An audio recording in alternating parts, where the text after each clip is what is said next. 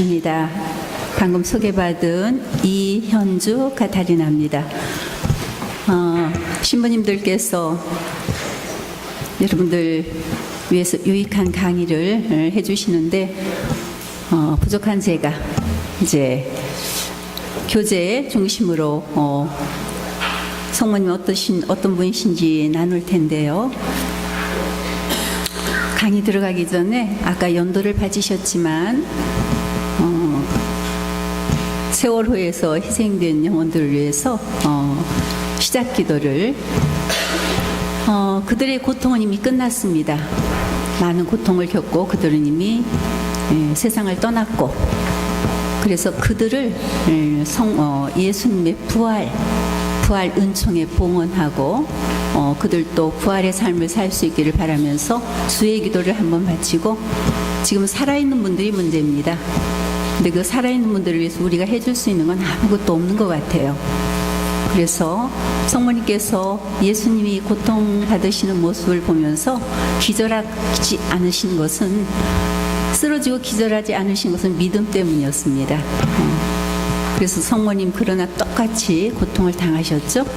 그래서 살아계신 분들은 그 예수님 때문에 고통받으신 성모님의 그 성심에 봉헌해드린 것이 굉장히 큰 도움이 될 것 같아서 살아있는 분들을 위해서는 성모송 한번 바치는 걸로 시작 기도를 하겠습니다. 성부와 성자와 성령의 이름으로 아멘. 하늘에 계신 우리 아버지 함께합니다. 아버지의 이름이 거룩히 빛나시며 아버지의 나라가 오시며 아버지의 뜻이 하늘에서와 같이 땅에서도 이루어지소서. 오늘 저희에게 일용할 양식을 주시고 저희에게 잘못한 일을 저희가 용서하오니 저희 죄를 용서하시고 저희를 유혹에 빠지지 않게 하시고 악에서 구하소서. 아멘. 성모송 바칩니다. 은총이 주님께서 함께 계시니 여인 중에 복되시며 태중의 아들 예수님 또한 복되시나이다. 천주의 성모 마리아니 이제와 저희 죽을 때 저희 죄인을 위하여 빌어주소서. 아멘. 네, 성가 하나도 안 하고 시작하셨죠. 그래서 제가 보니까 성가 책이 있어서 238장 잠오신 마리아 1절, 2절, 3절인데 1절 부르고 시작하면 좋을 것 같습니다. 여러분들이 한번 선창해 주시면 좋겠습니다. 잠오신 마리아 축복하소서. 시작. 잠오신 마리아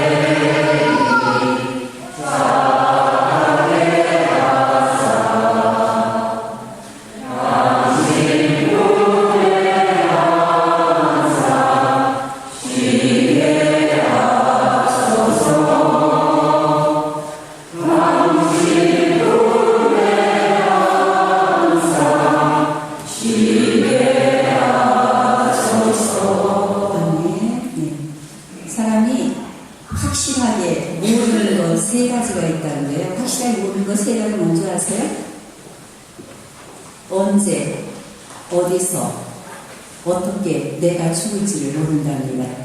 그렇죠? 제가 아까 그 회장님한테 말씀드렸는데 제가 옛날에 제주교구에 와가지고 처음으로 강의를 할 때였어요. 근데 제가 이렇게 막 재미있게 강의를 못해요. 그냥 정석으로 이렇게 또박또박 이렇게 강의를 하는 사람인데 그래도 이렇게 어떤 이야기를 하면 이렇게 웃어도 주시고 그러거든요. 근데 여기 와서 이렇게 강의를 하는데 강사도 이렇게 강의를 하다 보면은 지금 이 강의가 전달되고 있는지 전달이 안 되고 있는지 그걸 느낍니다.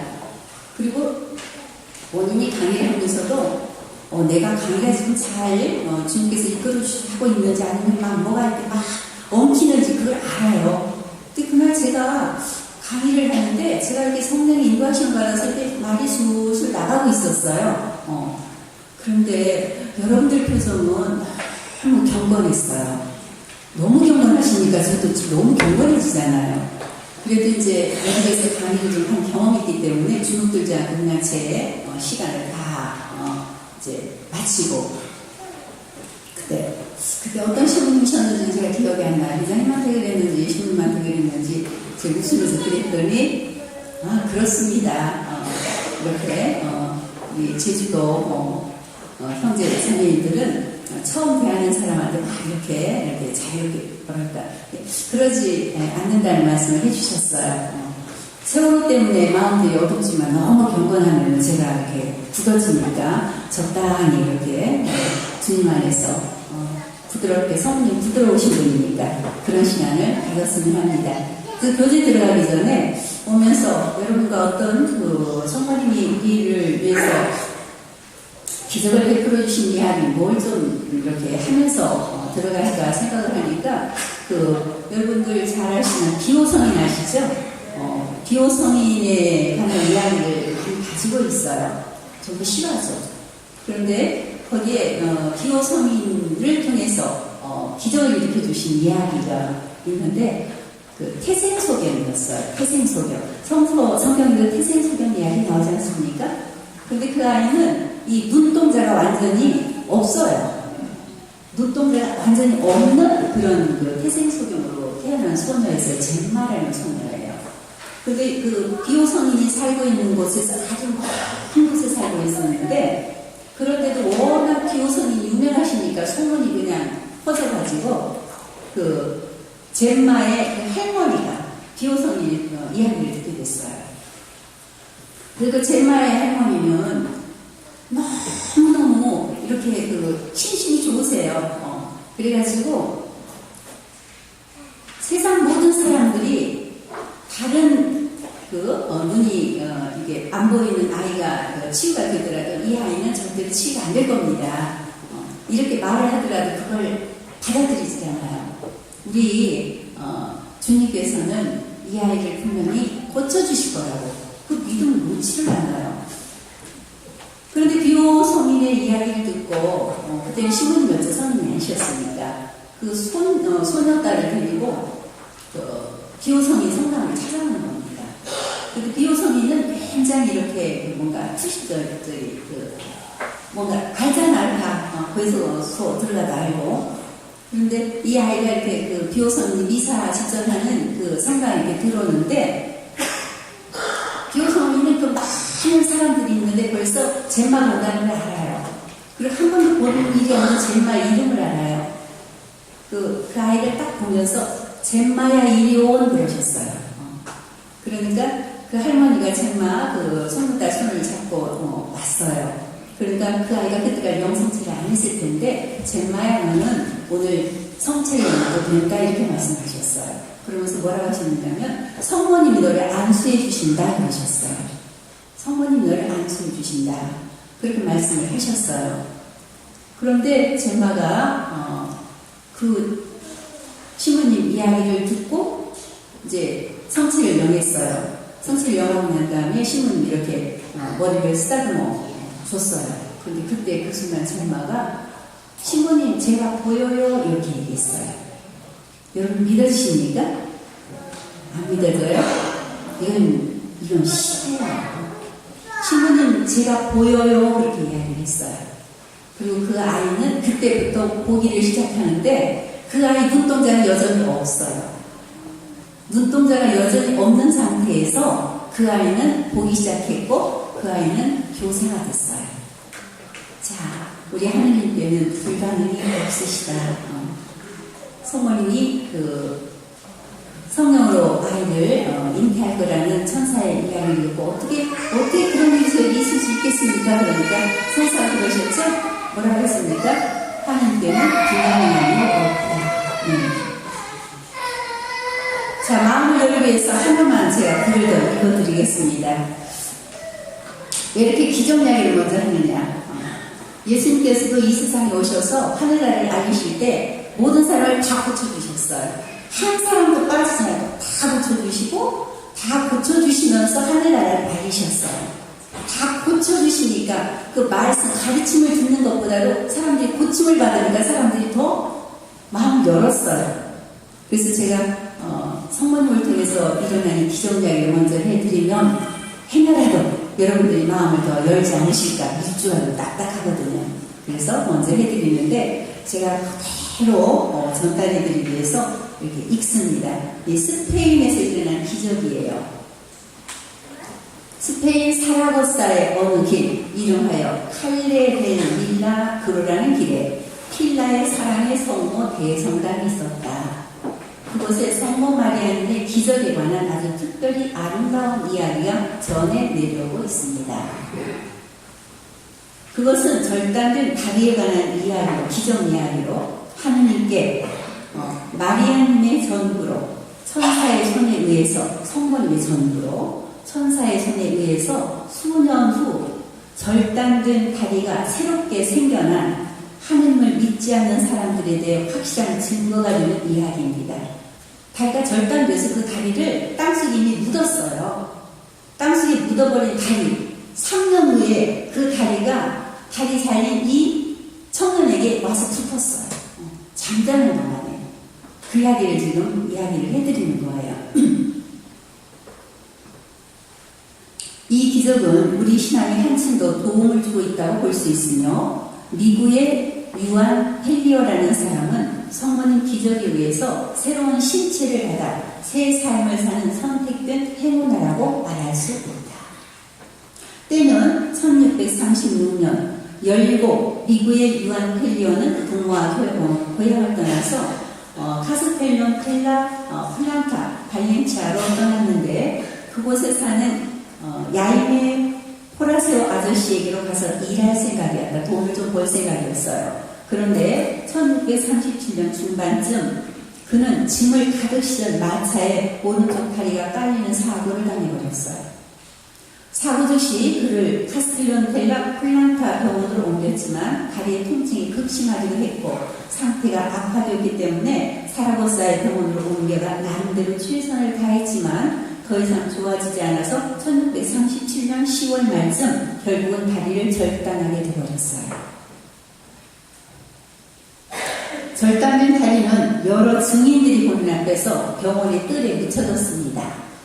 불쌍하게도 몇 달 후에 미국의 유아는 목발을 짚고 병원을 퇴원하게 되었어요. 이제 절단발이가 되어버렸어요. 그곳에서 그는 날마다 다리가 절단됐다고 실망하지 않고 하나님 원망하지 않고 그곳에서 그는 날마다 필라의 사랑의 성모님을 방문했어요. 제가 이렇게 중간중간 잘라서 하는 겁니다. 그곳에서는 성모님을 경외하는 마음으로 바라볼 수도 있었지만 다른 한편으로는 살아가기 위한 구걸도 할 수 있기 때문에 두 가지 성모님을 경외하는 마음으로 바라볼 수도 있고 거기 가서 있으면 사람들이 돈을 줘요. 구걸도 할 수 있는 거예요. 그는 사람들로부터 금방 필라의 사랑의 성모님의 절름발의 거지라고 불리워졌어요. 아침마다 기적의 성모님 곁에서 마음속으로 기도하며 그곳에서 타고 있는 영원한 등불 성체 등에서 영원히 타고 있는 성체 등에서 기름을 찍어서 다리 상처에 바르는 그를 발견할 수 있었기 때문입니다. 지금 우리가 성체에 이렇게 전등을 하지만 거기는 기름 붓고 이렇게 불을 켜놨기 때문에 거기 기름을 찍어서 다리에 발랐다는 얘기예요. 그를 불쌍하게 생각한 도밍고 마틴이라는 선량한 사람에 의해서 밤에는 그 집에서 이제 쉬었어요.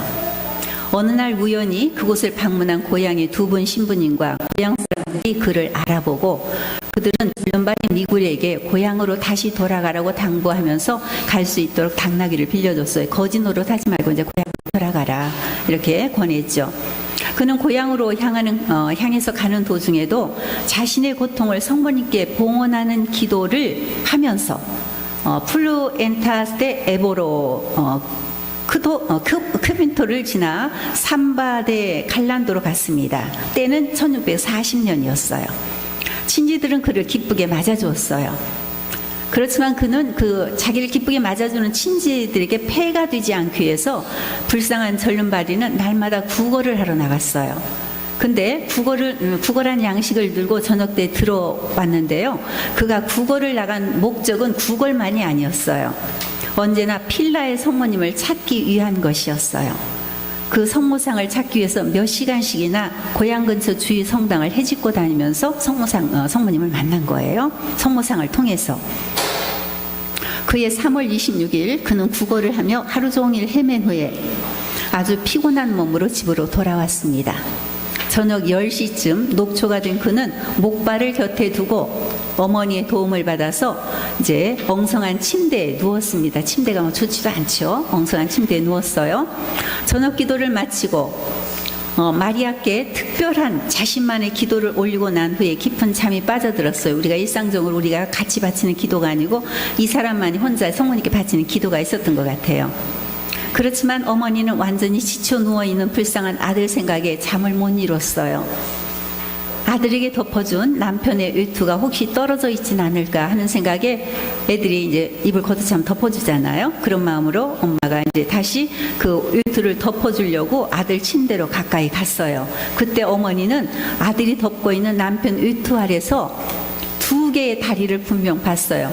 아들은 다리가 1개밖에 없어야 되잖아요. 2개의 다리를 분명 보았습니다. 무척이나 놀라고 겁에 질려 그녀는 남편을 불렀고 어떤 군인 하나가 이불 속에 숨어 있다고 생각을 했어요. 남편은 부인을 진정시키며 덮여져 있는 외투를 제쳤습니다. 그리고는 깊이 잠든 아들을 흔들어 깨웠습니다. 잠들었던 미구엘이 잘려나간 다리가 온전한 상태로 다시 붙어 있다는 것을 인식하기까지는 시간이 많이 필요치 않았어요. 이 엄청난 기적은 즉시 입과 입으로 퍼져나갔고 많은 사람들이 이 기적을 보기 위해서 몰려왔어요. 그러나 처음에는 조금씩 절룩거렸지만 미구엘 요한 펠리오는 순례 행진 형태로 하나님과 마리아님께 감사드리기 위해서 성당으로 갔어요.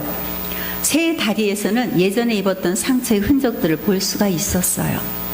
완전한 걸음걸이는 차츰차츰 돌아와서 완전히 걷게 되었고, 조사위원들은 의사들과 함께 병원 뜰에 묻은 다리를 파보았는데 있어야 할 다리의 뼈가 없었어요. 놀랍게도 피 묻었던 바로 그 다리가 다시 미구엘에게 붙었던 것입니다. 절단된 다리가 3년 동안이나 땅속에 묻혀 있었는데도 말입니다. 미구엘이 다리를 절단했던 의사와 그 자리에 있었던 간호사들은 미구엘에게 다시 생겨난 다리에서 절단하기 전에 다리에 있었던 흉터나 상처의 흔적들을 분명히 알아보았습니다.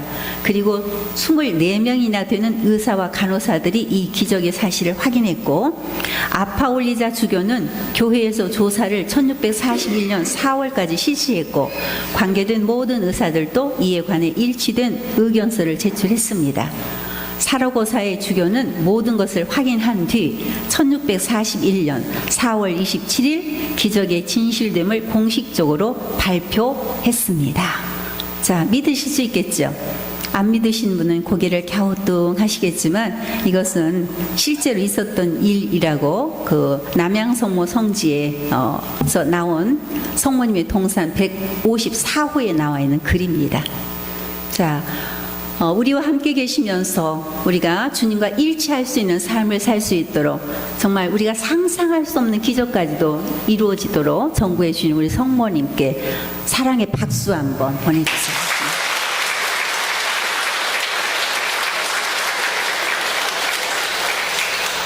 제가 언젠가 메모해 놓은 건데 여기도 성모님은 어떤 분이신가라고 해놓고 메모를 한 게 제가 이렇게 눈에 띄어서 가지고 왔는데, 성부, 성자, 성령께서는 성모님께 속을 털어놓으신다고 메모를 해놨어요.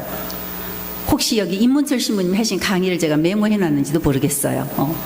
임문철 신부님 세계적으로 전국적으로 이렇게 다니시는 강사시잖아요. 서울교회에서 자주 이렇게 중요한 강의 때는 이렇게 초빙을 하는데 성모님 강의를 이렇게 많이 해주시는데 누가 해놓으신 강의인지는 몰라요. 제가 메모를 해놓은 거예요.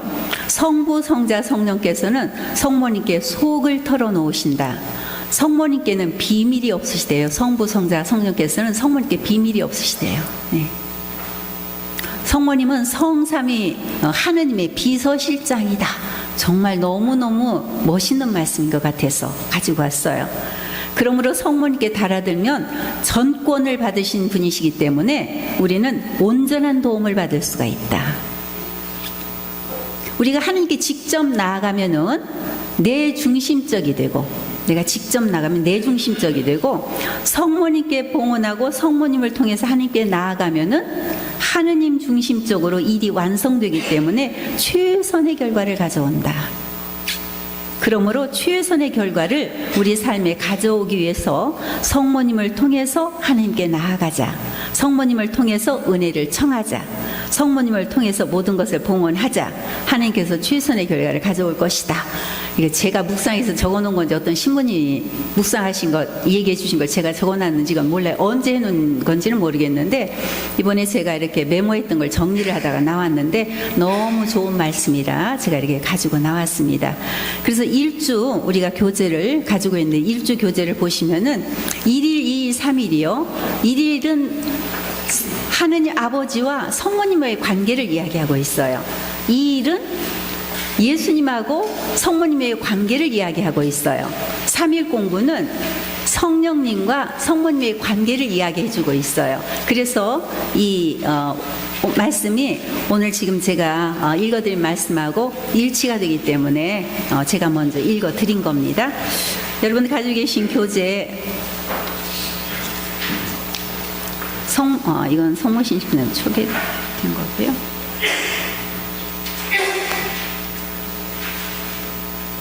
자, 일주 성모 마리아는 어떤 분이신가? 성경 말씀 함께 크게 읽겠습니다. 루카복음 1장 48절에서 49절 말씀입니다.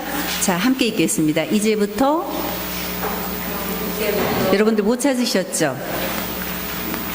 47쪽입니다. 네. 자, 이제부터 과연 모든 세대가 나를 행복하다 하리니 전능하신 분께서 나에게 큰 일을 하셨기 때문입니다. 성모님이라는 이름이 나왔는데요. 제가 얘기를 하나하나 하면은 1일 공부가 1시간 가지고도 모자랄 정도예요. 그래서 저는 한 가지씩만 툭툭 하면서 그냥 이야기를 할 겁니다. 자, 성모님 이름의 뜻은 알아야 되니까요. 은총을 가득히 받은 마리아님을 통해서 당신의 외아들을 이 세상에 보내주셨는데 마리아라는 이름은 어떤 뜻을 가지고 있어요? 히브리어로 미르암이라고 하고요. 또 이스라엘 백성이 쓰던 아람어인데 공주, 귀분이라는 뜻을 가지고 있어요.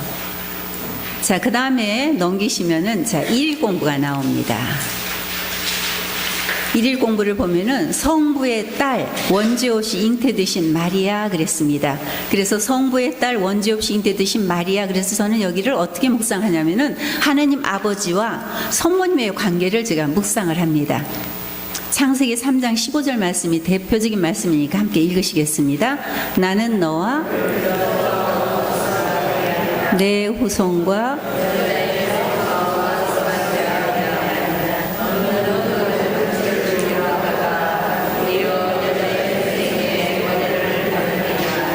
네, 여기 성모님은 성부의 딸이시고 원죄 없이 잉태되신 성모님이신데요. 성부의 가장 사랑스러운 딸이고 원죄 없이 잉태되신 분이라는 이 교리를 우리가 믿어야 된다는 겁니다. 왜 믿어야 되는가 쭉 설명이 나와 있는데, 이제 우리가 보면은 사고형들이 있고 감정형들이 있어요. 우리 사람들은 사고형이 있고 감정형이 있어요. 사고형들은 이런 제가 처음에 이야기했던 이렇게 기적적인 이야기나 이런 거 하면은 갸우뚱할 수 있어요. 안 먹혀요. 근데 감정형들은 그런 이야기를 하면 그냥 하고 싹 스며들어요. 사고형들은 성경적으로, 논리적으로 이게 받아들여야지 믿는 거예요. 그래서 아마 그 사고형들은 여기에 교재에 나와 있는 성경적인 근거, 논리적인 근거 이런 걸 보면 기쁘실 거예요. 근데 그 성경적인 근거, 논리적인 근거를 여기서 다 설명을 하면은 정말 밤새니까 첫째, 성모님의 원죄 없으신 잉태의 성경적 근거, 창세기 3장 15절 여기를 보죠. 대표적인 말씀이니까. 창세기 3장 15절에서 사탄의 상징인 뱀의 머리를 밟을 여자의 후손으로 예언된 분은 구세주를 가리키는 동시에 제2의 하와인 마리아를 가리킵니다. 함께 읽어보세요. 창세기 3장 15절에서 사탄의 상징인 뱀의 머리를 밟을 여자의 후손은 누구라고요? 구세주를 가리키는 동시에 제2의 하와인 마리아를 가리킵니다. 그래서 그 밑으로 내려가면 구원 사업은 예수님과 성모님의 절대적인 협력으로 이루어졌어요. 예수님 혼자 하신 게 아니고 그래서 공동 구속자라는 이야기가 있어요. 근데 제가 사무실에서 전화를 받았어요. 어떤 형제님이 전화를 해가지고 교리를 어떻게 받아가지고 이 책에다가 공동 구속자라는 얘기를 썼느냐고, 이건 잘못된 거라고. 근데 저는 신학자가 아니기 때문에 거기에 답을 해줄 수가 없어요. 그래서 그분이 막 이야기하시길래 저는 그 책에 나와 있는 내용밖에 모릅니다. 신부님과 함께 이야기를 나눠보십시오 그랬는데, 구원 사업은 예수님 혼자 이루신 게 아니고 성모님의 절대적인 협력이 있었기 때문에 이루어졌다. 여자의 후손이란 말은 예수님과 예수님을 낳으신 성모님을 함께 가르친다고 봅니다 그랬어요. 가리킨다 그랬습니까? 가리킨다고 봅니다 그랬습니까? 가리킨다고 봅니다 그랬어요. 네. 그래서 인간을 죄로 유인한 뱀의 머리를 밟을 하와의 후손인 마리아는 죄가 없어야 돼요. 죄가 있으면은요, 뱀에게 오히려 머리를 밟혀요. 네. 바오로 사도가 막 능력을 발휘해가지고 막 예수님의 이름으로 마귀를 쫓아내고 그러니까 거기에 어떤 사람이 자기도 예수님 흉내냈죠. 바오로 사도 흉내냈잖아요. 그래서 사탄들이 뭐라 그래요? 나는 바오로도 알고 너도 안다. 너는 아니다. 해가지고 막 옷을 다 찢고 막 머리를 잡아 당기고 그랬잖아요. 그래서 성모님이 죄가 있으신 분이면 저기 뱀의 머리, 마귀의 머리를 밟을 수가 없어요. 그런데 창세기에 분명히 창세기 3장 15절에 뱀의 머리를 밟은 하와의 후손으로 나와 있어요. 언제나 스스로 본인이 지은 본죄가 있다면 뱀의 머리를 밟는 것이 아니라 오히려 뱀에게 머리를 밟히는 것이 되기 때문에, 뱀이 악마를 뜻하죠. 인간을 죄로 유인한 뱀에 대한 승리는 무죄함으로 이해됩니다. 그래서 이제 큰 글씨만 읽고 넘어갑니다. 둘째 큰 글씨 읽겠습니다. 성모님의 원죄 없으신 잉태에 대한 성서적 근거는 구약에서 하느님께 봉사하는 사제들과 하느님께 봉헌되는 제물은 순결하고 흠이 없어야 했다는 것입니다. 셋째, 성모님의 원죄 없이신 잉태의 성경적 근거는 세례자 요한이 어머니 태에 있을 때 성령을 가득히 받아 원죄에서 해방되었고 성모님은 은총이 가득하신 분이라는 사실입니다. 넷째, 그 밖에도 성모님의 원죄 없으신 잉태를 상징하는 성경 구절들이 있습니다. 그리고 이제 논리적인 근거로 넘어가는데, 그래서 여기에 나와 있는 왜 성모님이 원죄 없으신 분인가 성경에 나와 있는 그 내용이 다 나와 있으니까 읽어보세요. 그 다음에 두 번째, 원죄 없으신 잉태의 논리적 근거가 나왔어요. 논리적으로 이야기해주고 있어요. 자, 첫째 읽어보세요. 하와의 불순종을 마리아의 순종으로 풀려면 동일한 조건이 필요합니다. 하와의 불순종을 마리아 순종으로 풀려면 동일한 조건이 필요하다는 이야기예요. 마리아도 하와와 똑같이 죄 없는 상태에서 하나님의 말씀을 받아 순종해야 된다는 거. 그래서 여기 보면은 이레네오는 하와의 불순종으로 맺어진 죄악의 매듭이 마리아의 순종으로 풀리게 되었다라고 이렇게 말씀하고 계시죠. 둘째, 하느님이 사람이 되기 위해서는 하느님의 품위에 맞는 어머니가 필요했습니다. 여기서 우리가 이 묵상을 하면 가장 쉬운 것 같아요. 하느님이 사람이 되기 위해서, 죄가 없으신 예수님이 이 세상에 오시기 위해서 10개월 동안 몸담겨 있어야 할 그 여인이 어떤 분이어야 돼요? 죄가 없는 분이어야 돼요. 자, 더러운 그릇에 깨끗한 물을 부으면은 더러운 물이 돼요. 성모님이 죄가 있으신 분이라면 죄 없는 분이 죄 있으신 그분에게 10개월 동안 담겨 있었다, 잉태되어 있었다. 그럼 어떻게 되겠어요? 그래서 하나님께서는 예수님을 이 세상에 보내시기로 계획하셨던 하나님께서는 성모님을 원래 죄 없는 상태로 태어나게 하신 거예요. 그래서 사람이 되기 위해서는 하나님의 품에 맞는 어머니가 필요했다. 하나님께서는 당신의 품에 맞는 최고의 걸작품으로 원죄에 물들지 않는 마리아를 창조했어요. 죄 없는 영혼과 순결한 육체만이 순결하신 하나님의 겉으로 합당하기 때문에. 셋째, 인류의 새 기원을 위해 하나님의 정의가 타락하지 않은 제2의 하와를 요구하기 때문이다. 그 다음에 셋째 읽어보세요. 신앙과 아니죠. 제가 2장이 넘어갔어요.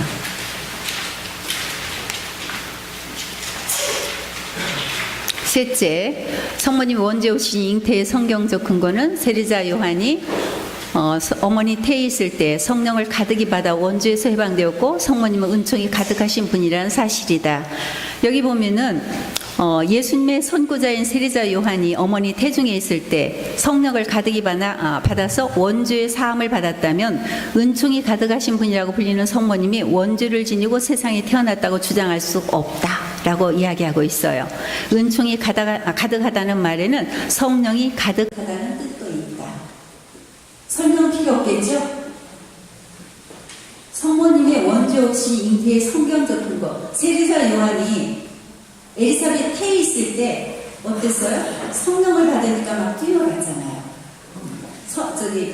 엘리사벳 태에 있을 때 이미 성령을 받았어요. 근데 성모님은 은총이 가득하신 마리아를 기뻐하소 이렇게 얘기하지 않습니까? 은총이 가득하다는 말은 성령이 가득하다는 뜻이라는 이야기죠. 그러니까 세리자 요한이 성모님 태에 있을 때 성령을 가득히 받아서 원죄에서 해방되었다면 성모님은 말할 것도 없다는 이야기입니다. 넷째, 그 밖에도 성모님의 원죄 없으신 잉태를 상징하는 성경 구절들이 많이 있었고요. 이건 아까 했던 건데 제가 또 하고 있어요. 죄송합니다. 원죄 없으신 잉태의 논리적 근거 둘째까지 했고, 셋째, 인류의 새 기원을 위해 하나님의 정의가 타락하지 않은 제2의 하와를 요구하기 때문이다. 그리고 넘어가야 되는데 52쪽 보겠습니다. 52쪽 보면은 여기 제일 위에 새 인류의 어머니로 거기 한번 읽어보세요. 새 인류의 어머니로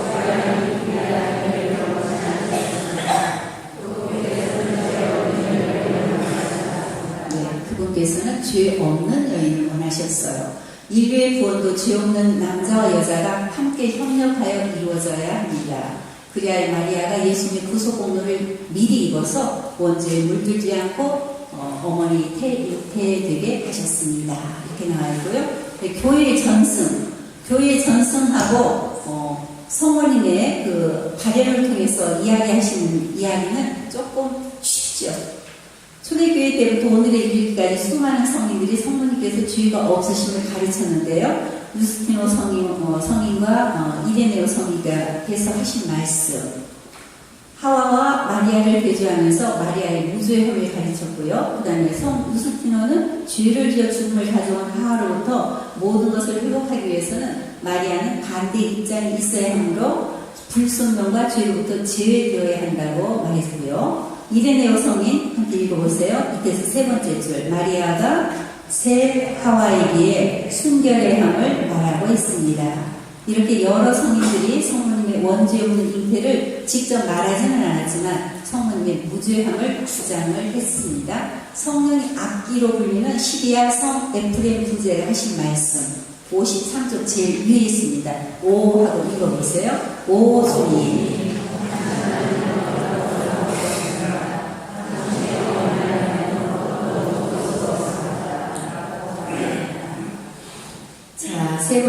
둘째, 53쪽의 둘째, 성모님의 원죄 없으신 잉태 출일은 오랜 역사를 가지고 있다 하고 그 다음 장으로 넘어가 보세요.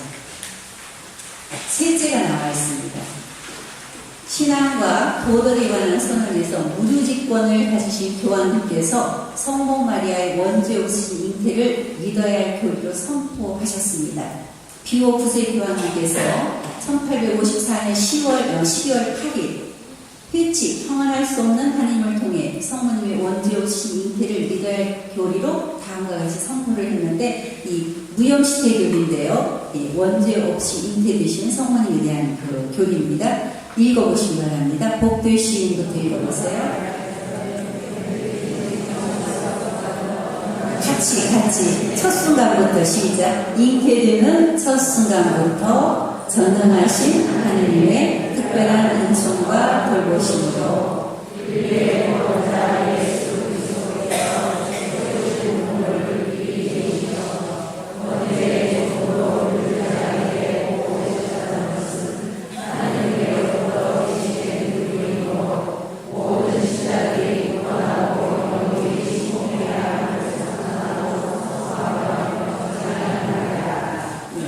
그 다음에 이제 성모님 발현에 대해 증명될 원죄 없으신 잉태입니다. 성모님께서는 멕시코 테페약산에서 한번 후안 디에고에게 발현하셨어요. 성모님 과달루페 성모님 사진 보신 분 많이 있죠? 네. 후안 디에고가 이제 주교님이 뭐 증거 가지고 오라니까 성모님께 가서 이야기했죠. 증거를 주교님 가지고 오라고 하신다. 그러니까 성모님이 저 동산에 가보라고 장미가 피어있을 거라고. 그때 장미가 필 때가 아닌데 장미가 피어있었고 장미꽃을 따다가 주교님께 드리고 그 장미꽃이 쏟아지는 순간 후안 디에고가 입고 있던 옷 앞 거기에 성모님이 이렇게 딱 그려지잖아요. 과달루페 성모님 그림입니다. 그리고 많은 기적이 일어나고 있죠. 근데 그때 태양을 입은 성모님이 검은 달을 밟고 계시는 그림이죠. 그 검은 달은 인디언들에게 있어서 악마를 상징하는데 이 발현은 악마인 뱀의 머리를 밟은 하와이 후손에 대한 예언이 성모님 안에서 이루어졌음과 성모님이 죄 없으신 분을 알려주고 있고요. 그 다음에 두 번째로는 1830년 7월 18일, 11월 8일에 프랑스 파리에 있는 수녀원의 카타리나 라브레 수녀에게 발현했어요. 그래서 이 기적의 메달을 만들라고 말씀을 하셨는데 이 기적의 메달이 성모님의 원죄 없이 잉태패입니다. 이 기적의 메달을 걸고 있던 청년 하나가 어떤 기적 체험을 했어요. 제가 기적하니 실제로 이제 어머니가 저한테 와서 이제 상담을 하다가 자기 아들 이야기를 하셨는데 그 아들은 이제 대학 다니면서 알바를 하려고 공사장에 가서 이제 일을 했던 모양이에요. 근데 부모들은 아무것도 몰랐는데 저녁에 아들이 자기 이렇게 몸을 이렇게 보여주면서 제가 사실 오늘 살아날 수 없는데 성모님 덕분에 살아났습니다. 이렇게 얘기를 하더래요. 그래서 무슨 이야기인가 들어보니까 그 공사장 가서 이제 알바를 하는데 좀 서툴러서 그랬는지 그 높은 곳에서 떨어졌어요. 그래서 사람들이 다 죽은 줄 알고 모여왔는데 안 죽었어요. 그래서 병원에 가서 보니까 뼈 하나도 금이 가지 않았어요. 그래서 사람들이 다 놀린 거예요. 근데 그 아들은 어렸을 때부터 아침에 일어나면은 기저귀 폐하고 스카플라 있잖아요. 스카플라하고 아버지하고 아들하고 똑같이 이렇게 차고서 그 어린 나이부터 아버지하고 이사를 그렇게 열심히 다녔답니다. 그래서 그 아들이 그랬대요. 기저귀하고 스카플라를 차고 있었기 때문에 성모님이 나를 이렇게 보듬어 주셔서 내가 죽지 않았다고 이렇게 이야기를 했다고 그 상담했던 어머니께서 그런 이야기를 했어요. 제가 이런 얘기를 했다고 저희들 스카플라 착용하고 기저귀를 차고 있다고 여기는 괜찮지만 서울 같은 데는 굉장히 위험해요. 급하게 빨간불이 켜 있는데 괜찮겠지 하고 건너가면 큰일 나요. 서울에서 웃는데 여기서 안 웃잖아요. 자, 이제 세 번째로 성모님께서는 1854년 성모님의 원죄 없으신 잉태의 교리가 선포된 후에도 1858년에 프랑스 루르드에서 벨라데타에게 발현하셨어요. 이 벨라데타는 여러분도 알다시피 공부를 안 한 아이예요. 그렇죠. 공부를 안 한 아이, 공부를 못한 아이예요. 안 한 게 아니고 못했어요. 가난해서. 그래서 이 원죄 없이 잉태 교리, 무형시태라는 말도 모르죠. 그랬는데 성모님께서 원죄 없는 잉태가 무슨 뜻인지도 모르는 이 시골 소녀에게 발현하셔가지고 당신이 원죄 없이 잉태되신 분임을 알려주셨어요. 이로써 성모님은 교회가 선포한 성모님의 원죄 없으신 잉태 교리가 참된 진리임을 인증해 주셨습니다. 그리고 배에 보리미스도 발현하셔가지고 나는 원죄 없는 동정이다 이렇게 말씀하셨고, 성모님 왜 원죄 없는 잉태예요? 하나님이신 분이 10개월 동안 머물러 있어야 할 여인의 몸은 원죄 없는 몸이어야 돼요. 사람이 딸이신 마리아, 여기는 제가 큰 글씨만 읽고 넘어갑니다. 하나님의 사랑스러운 딸이신 성모님은 이스라엘을 대표하는 시온의 딸이라고 불리고, 전승에 가면 요아kim과 안나는 성전에서 기도하여 늙은 나이에 마리아를 낳았고, 하나님께 약속한 대로 어린 마리아를 성전에 봉헌을 했습니다. 그리고 성모님께서는 일생을 티 없이 깨끗하게 사셨습니다. 성모님께서는 모든 피조물 가운데 가장 먼저 구원 되신 분이시다. 그리고 자유의지를 하나님 뜻대로만 사용해서 일생 동안 흠없고 거룩한 상태를 보존했어요. 깨끗했다가 더러워지신 분이 아니고 일생 동안을 똑같이 한결같이 순결하고 깨끗한 분이셨어요. 그래서 교회는 예수 성신 대축일 다음 토요일에 티 없이 깨끗하신 성모 성신을 기념하고 있다는 것을 말씀드리고 있고요. 여기 그 다음에 지리 외프 성인이 하신 말씀이 있어요. 함께 읽어보세요. 대부분의 교우들은 은총의 생명 속에 있다기보다는 은총의 상태에 있다. 성모님은 은총의 생명 속에 계셨다. 넘기시고요.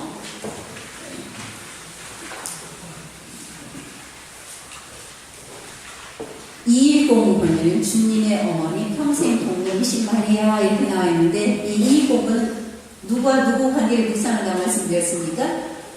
성자 예수님과 성모님의 관계를 묵상할 수가 있다고 말씀드렸어요. 누가복음 1장 41절에서 43절 함께 읽겠습니다. 엘리사벳은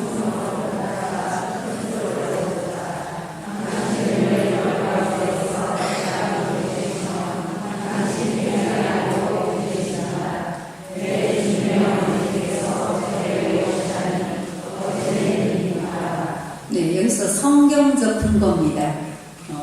왜 성모님을 하나님의 어머니라고 부르는가? 성경적 근거는 구약시대에는 하나님을 주님이라고 불렀죠. 구약시대에는 하나님을 주님이라고 불렀고, 주님이신 예수 그리스도 역시 하나님이시기 때문에 주님의 어머니라는 말에는 하나님의 어머니라는 뜻이 담겨 있다. 둘째 논리적 근거, 나의 어머니는 내 육신만의 어머니가 아니고 영과 육신이 결합된 나의 어머니가 되십니다. 따라서 예수님의 인성을 낳아주신 성모님도 예수님의 육신만의 어머니가 아니라 신성과 인성이 결합된 하느님이시며 사람이신 분의 어머니라는 겁니다. 그러므로 성모님을 하느님의 어머니라고 부를 수가 있어요. 뒤로 넘기시고 아주 쉽게 표현을 해놨어요. 대통령을 낳으신 분을 누구라고 부르죠? 대통령의 어머니라고 부르죠. 대통령을 낳아주시면 대통령의 어머니라고 불러요. 그러면 예수님의 신성을 낳아주지는 않았지만 성모님이 낳으신 예수님이 하느님이시기 때문에 성모님을 누구라고 불러야 됩니까? 하느님의 어머니라고 부르는 건 당연하다는 겁니다. 세 번째, 교회의 전통이다. 성경에 나온 주님의 어머니라는 표현은 초대교회 때부터 성모님이 구세주이시고 하느님이신 분의 어머니라고 부르셨음을 암시하고 있어요. 그 다음에 한번 읽어보세요. 심심하니까. 전승에 의하면 에페소 공회의 의전에도 성 니콜리토와 오리네게스 알렉산드리아의 알렉산드리 주교님이 하느님의 어머니라는 표현을 썼습니다. 431년 에페소 공회에서는 성모 마리아가 하느님의 어머니라는 것을 공식적으로 선언했어요. 자, 61조. 이제 우리가 그냥 쉽게 가장 누가 물으면 그냥 그렇게 대답하는 이야기 나와 있어요. 친아들이 없으신 마리아. 개신교 신자들이 이제 왜 성모님이 형제 친척이 많은데, 형제들이 많은데, 예수님 형제들이 많은데, 성경에 분명 형제들이 많다고 나왔는데 왜 성모님을 평생 동정이라고 하느냐 이렇게 따지고 물어보죠. 그러면은 우리가 보통 하는 이야기들은 그래요. 예수님이 다른 형제들이 있었다면, 뒤에 나와요. 예수님이 다른 형제들이 있었다면, 왜 요한 사도가, 예수님 돌아가셔서 왜 요한 사도가 성모님을 모셨겠느냐.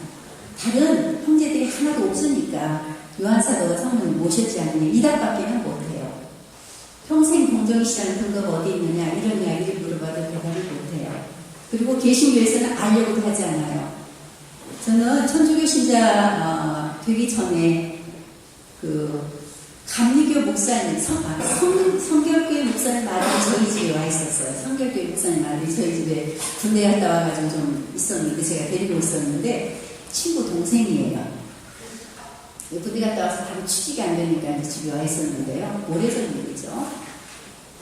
그때 저는 성당 안 다니고 있었고, 얘는 개신교 신자였어요. 그리고 저한테, 누나, 교회 같이 가, 일요일만 교회 같이 가자고 이렇게 얘기를 했거든요. 그런데 저는 그때 그 아이 모르게 성당에 혼자 와서 기도하고 있었어요. 그 이야기 하면은 기니까. 성당에 와서 이제 혼자 기도하고 있을 때예요. 성당에 와서 혼자 기도, 천주교 신자도 아니고 개신교 신자도 아닌데, 성모님이 저를 이렇게 부르셨어요. 성모님 상을 통해서 제가 성당에 들어왔어요.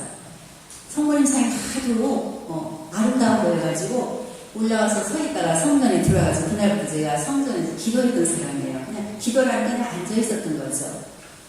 근데 그렇게 앉아 있다가 저는 은혜를 입었어요. 어떤 은혜를 입었냐면, 저는 지금도 살이 안 쪄 있어요. 살이 안 쪄요. 근데 그때도 이렇게 말라있는 상태고, 굉장히 머리가 아파서 편두통이 심해가지고 뇌신이라는 약을 계속 먹고 있었어요. 그냥 머리만 아프면 뇌신을 먹어요. 가비약이에요. 아시는 분 아세요. 그리고 위가 너무 아파가지고 저는 수화제를 갖고 살았던 사람이거든요. 그런데 제가 성당에서 혼자 기도하는 동안에 아무도 저를 만져준 사람이 없는데, 저는 그 두통이 없어졌고, 저는 그 위에 통증이 없어졌어요. 저는 위암 환자들하고 위투시를 2번이나 했던 사람이에요. 그리고 끔찍했던 통증이 사라지는 사람이에요. 그 얘기만 해서 30분이니까 저는 이렇게 통과합니다. 이미 체험을 하고 있었고, 그래서 저는 이제 성당을 이제 다녀야 되겠다는 생각을 하면서도 아직 성당에 나오지는 않고 있었어요. 그랬는데 그 아이가, 전 아이라고 표현하는데 청년이지만, 저보고, 교회를 가자고 그러길래 제가 무심결에, 난 성당 다닐 거야 그랬어요. 난 성당 다닐 거야. 그랬더니 깜짝 놀래요. 그러면서 그 아이가 한 말이 아주 지금도 생생합니다. 누나, 거기 가면 큰일 납니다. 그랬어요. 누나 거기 가면 큰일 납니다. 그래서 제가 왜 큰일 나니? 그러니까 거기는 우상을 숭배하는 곳이다. 그렇게 얘기했어요. 실제 그렇게 알고 있어요. 거기는 우상을 숭배하는 곳이다. 어떤 우상? 마리아를 섬기는 곳이기 때문에 안 된다는 거예요.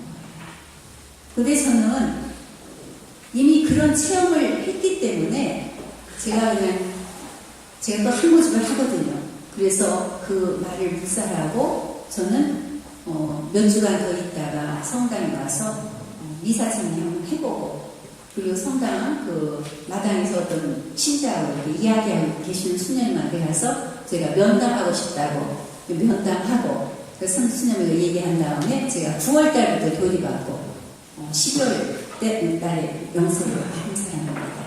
그러니까 그 사람들은 몰라요. 그런데 우리가 무조건 그렇게 그냥 무턱대고 한마디 던지는 것보다는 이렇게 교재를 가지고 좀 깊이 좀 읽어보시고 이야기를 해주면은 다른 말을 못해. 논쟁을 하려고 하는 게 아니고 그냥 아주 그냥 이렇게 편안하게 이야기를 해주면 참 좋을 것 같아요. 여기 보면은 아들을 낳을 때까지 잠자리를 같이 하지 않았다. 형제들 야고보 요셉 시몬 유다가 있지 않은가.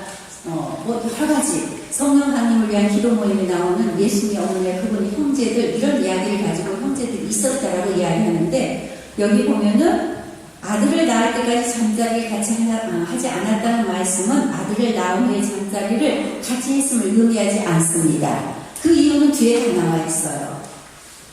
또 첫 아들이란 표현도 그 후에 아들이 있었음을 가리키는 말이 아니라, 첫 아들이란 말은 외아들이든 장남이든 처음으로 얻은 아들을 가리킨다. 그 시대적인 배경을 통해서 다윗에게 친절하게 가르쳐주고 있어요. 성경에 나오는 형제라는 말은 곧 친형제를 의미하는 것이 아닙니다. 형제라는 말을 잘 분석해 볼 필요가 있는데 그 당시 이스라엘 사람들에게는 친형제와 친척 형제를 구분하는 말이 없었다. 그래서 가까운 친척들도 모두 형제라고 불렸고 일가 친척들이 한 동네에서 생활하는 것이 보통이었다. 따라서 형제라는 말만을 가지고 친형제라고 단정할 수는 없다. 이해가 가시죠? 네. 그러니까 우리가 무지하면은 무지하면은 광신자가 된대요. 그래서 이 신앙적인 그 교리나 신앙적인 지식이 너무 무지한 상태에서 열성을 부리면 뭐가 된다고요? 광신자가 된대요. 네. 우리는 공부를 할 필요가 있다. 이렇게 말을 합니다. 그리고 예수님의 친형제가 없었다는 증거도 여러분 63쪽을 보면 나와 있어요. 여기는 보면 좋겠어요. 63쪽. 성경의 앞뒤를 서로 연결시켜 보면 성경에 나오는 예수님 형제들은 친척 형제임을 알 수가 있다.